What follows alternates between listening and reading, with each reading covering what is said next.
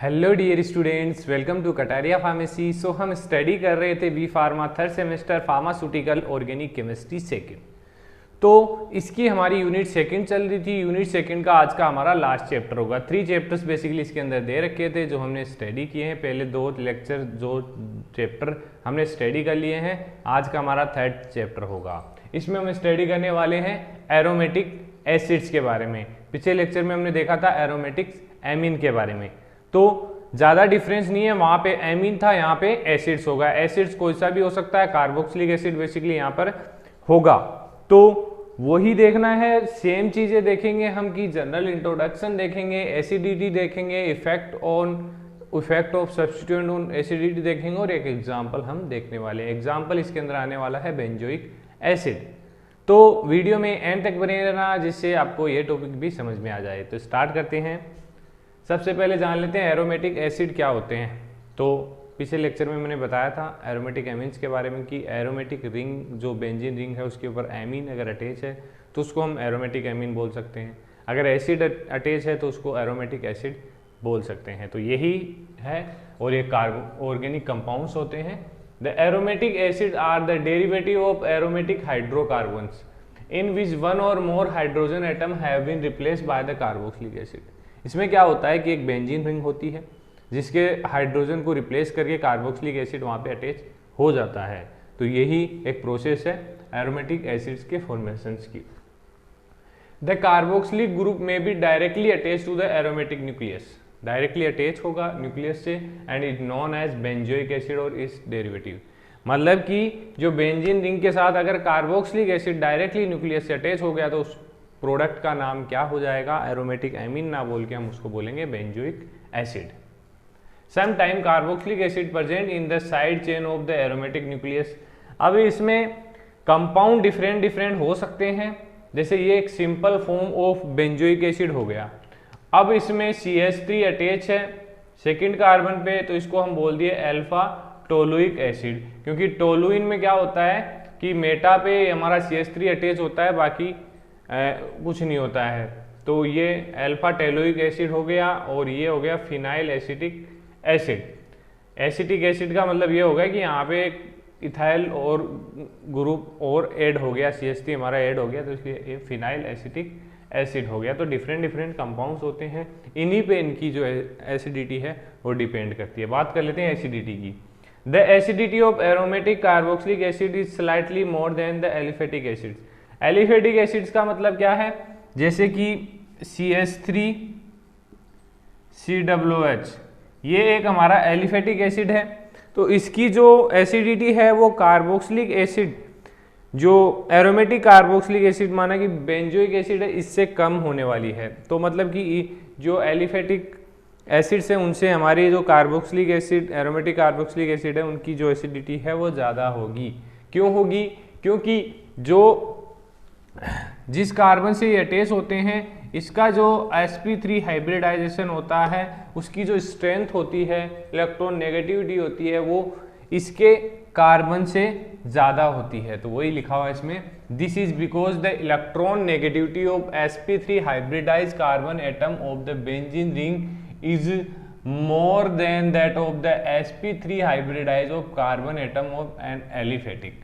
तो aliphatic carbon कौन सा है? ये है, तो इससे ज़्यादा होगी। Thus the phenyl group act as electron withdrawing group, और ये इलेक्ट्रॉन विड्रोइंग ग्रुप होते हैं, जिस कारण से इनकी एसिडिटी ज़्यादा होती है। बात कर लेते हैं effect of substituents on acidity. Acidity पे अगर कोई भी चेंजेस हो रहा है बाया एडिंग सब्सटीट्यूशन, मतलब कोई भी प्रोडक्ट आगे ऐड हो रहा है, जैसे कि अब यहाँ पे हमने CH3 ऐड कर दिया, OH ऐड कर दिया, कुछ भी ऐड कर दिया, उसके बाद एसिडिटी में क्या चेंज होता है वो हमें देखना, और क्यों चेंज होता है।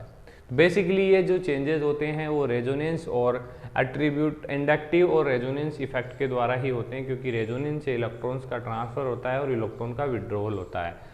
Electron withdrawing group are present on the benzene ring of benzoic acid. Electron withdrawing group present है तो एसिडिटी में चेंजेस आएगा। अब क्यों आएगा, इफेक्ट कैसे पड़ेगा, क्योंकि इलेक्ट्रॉन विड्रोइंग ग्रुप है तो वो इजीली रेजोनेंस के द्वारा अपने इलेक्ट्रॉन्स को ट्रांसफर करेंगे। Ring of benzoic acid, benzoin ion stabilize and acidity thus increase.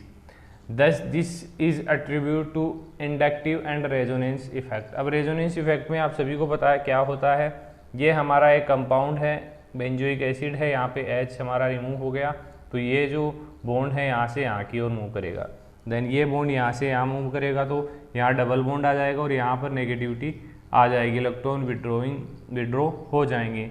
तो ये रेजोनेंस इफेक्ट होता है जो पिछले 3 लेक्चर्स में हम देखते आ रहे हैं। इफेक्ट ऑफ सब्स्टिट्यूएंट एसिडिटी, इनके अंदर रेजोनेंस इफेक्ट के बारे में हम देखते आ रहे हैं। तो आई होप आपको ये चीज़ समझ में आ गई होगी। अब बात कर लेते हैं बेंजोइक एसिड की। बेंजोइक एसिड, तो ये एग्जाम्पल है हमारा एरोमेटिक एसिड्स का। तो बेंजोइक एसिड्स के बारे में जान लेते हैं। इसका जो फॉर्मूला है वो आप सभी को पता है, C6H5COOH हो गया। ये बेंजीन रिंग के साथ कार्बोक्सिलिक एसिड अटैच हो जाता है। It is naturally present in gum benzoin.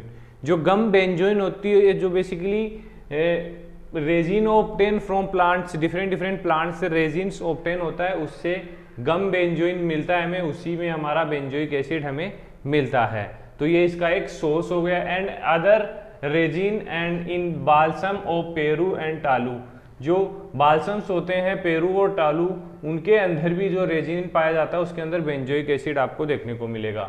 Either in the form of free acids और एस्टर की फॉर्म में मिल जाएगा या फ्री एसिड्स की फॉर्म में मिल जाएगा, जहाँ से इनको एक्सट्रैक्ट कर लिया जाता है बेंजोइक एसिड को। It got its name from gum benzoin from which it was firstly obtain. Basically इसको सबसे पहले गम बेंजोइन से एक्सट्रैक्ट किया गया था, इसलिए इसको हम बेंजोइन नाम हमने दे दिया है।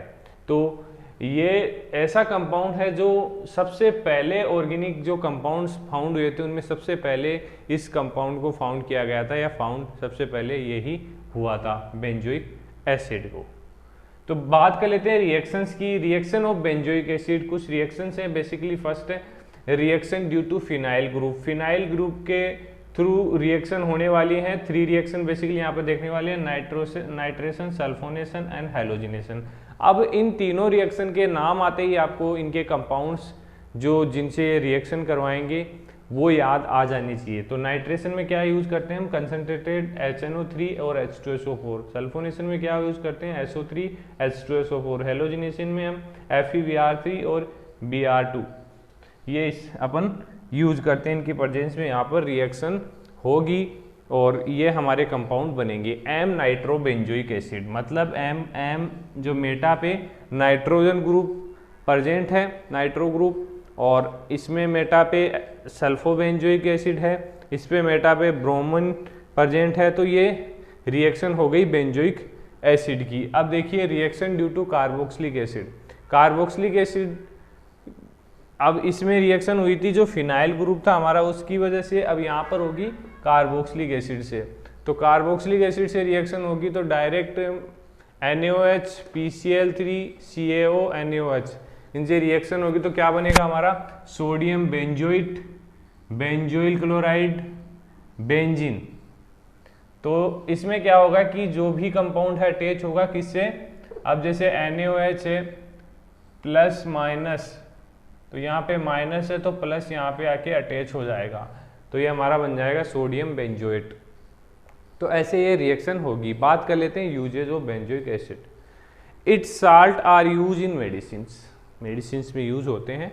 It's sodium salt is use as food preservative, food preservative में इसके सोडियम साल्ट का यूज किया जाता है, जैसे sodium benzoate. It is use for synthesising various organic compound. It is use for treating infection in bronchial tubes, bronchial tubes में infection को treat करने के लिए भी बेंजोइक एसिड का यूज किया जाता है। अब इनकी फॉर्म अलग अलग हो सकती है, जरूरी नहीं है कि इसी फॉर्म में इसको यूज किया जाता है। तो आई होप ये जो यूनिट थी हमारी सेकंड, ये आप सभी की कंप्लीट हो चुकी है। पिछले लेक्चर भी आपने देख लिए होंगे, नहीं देखे हैं तो जाके देख लीजिए।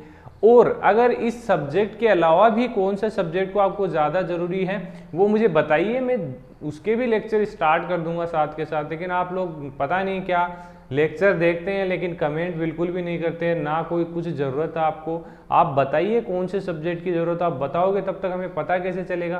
तो आप लोग कमेंट करिए व्यू आ रहे हैं, आप देख रहे हो वीडियो, रेगुलर भी हो हमारे साथ, लेकिन आप कमेंट नहीं कर रहे कि आपको क्या ज़रूरत है, तो हमें कैसे पता चलेगा?